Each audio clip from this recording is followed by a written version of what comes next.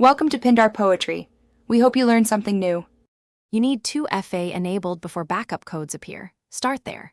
Sign in, open user settings, then My Account follow prompts to set up an authenticator app if not done. Once 2FA is active, navigate to the security section and open backup codes. Do this now so you can generate codes. You'll use them only when your authenticator is unavailable. Keep moving, don't pause at confirmation screens. Proceed to generate and save codes immediately.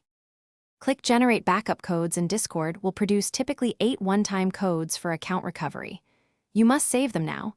Copy to a password manager, download the file, or print a physical copy, whatever fits your security model.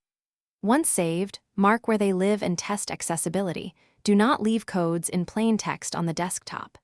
Make sure to secure any screenshots or USB devices with encryption. Otherwise, revoke and regenerate codes to stay safe.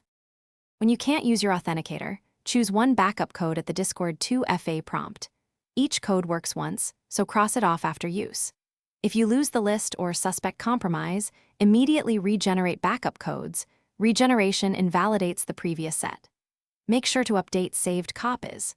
If regeneration fails or you're locked out entirely, remove 2FA from a linked device if available, or contact Discord support with account proof. Thanks for watching. Consider subscribing if we helped you.